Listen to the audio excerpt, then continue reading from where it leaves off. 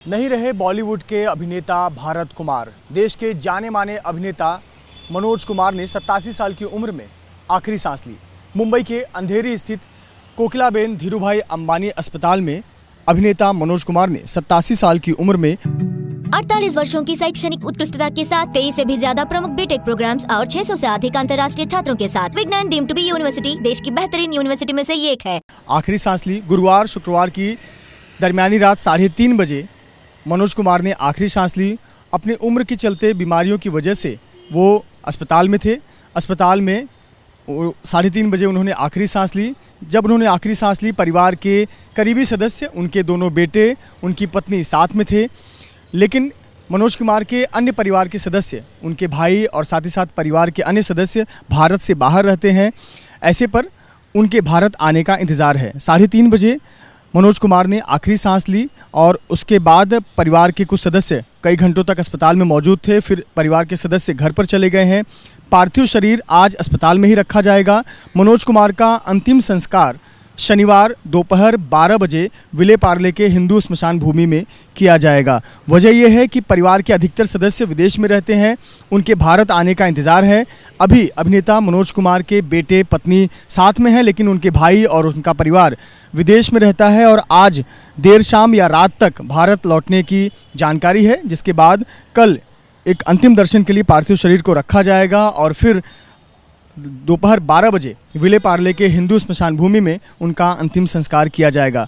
पद्मश्री से सम्मानित थे अभिनेता मनोज कुमार। मनोज कुमार का औधा, उनका नाम सुपरस्टार जैसा था और एक बहुत बड़े व्यक्तित्व, बहुत बड़ी शख्सियत थे जिन्हें आज बॉलीवुड ने खो दिया है।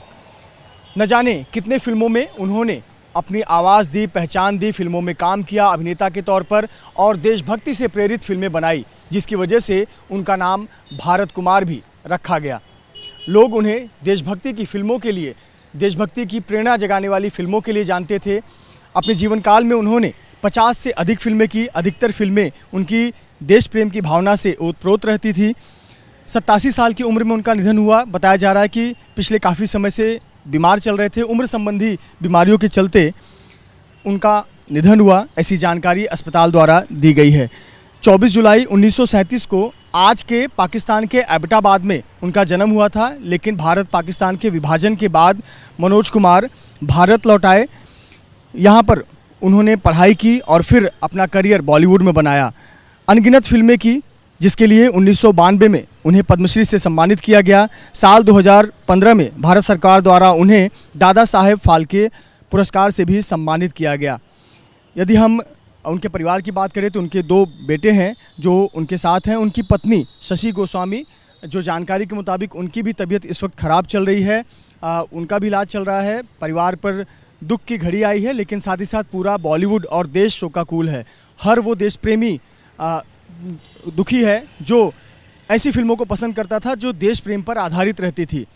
इनकी जानी मानी फिल्में पूरी दुनिया में, जिन फिल्मों ने नाम कमाया, पूरब और पश्चिम जैसी फिल्में, क्रांति जैसी फिल्में, जिसकी वजह से पूरी दुनिया में ऐसी फिल्मों का नाम हुआ, भारतीय फिल्म का नाम हुआ और हर भारतवासी देश प्रेम की जो फिल्में होती थी उसमें सबसे पहले पायदान पर भारत कुमार यानी मनोज कुमार की फिल्मों को रखता था। तमाम पुरस्कारों से सम्मानित थे मनोज कुमार। 1995 तक वो एक अभिनेता के तौर पर सक्रिय थे। उन्होंने कई फिल्म का डायरेक्टर का भी किरदार निभाया। कई फिल्मों के वो एडिटर भी रहे और उसके बाद पिछले काफ़ी समय से वो अपने घर पर ही रहते थे। परिवार के अधिकतर सदस्य भारत से बाहर रहते थे। पिछले कुछ महीनों से वो ज़्यादा बीमार चल रहे थे। उन्हें कोकिलाबेन अस्पताल में भर्ती कराया गया, लेकिन रात 3:30 बजे उनका निधन हो गया।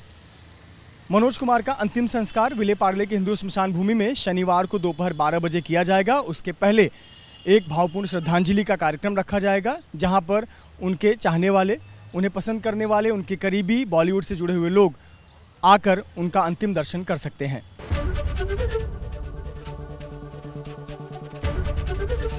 एबीपी गंगा, खबर आपकी, जुबान आपकी।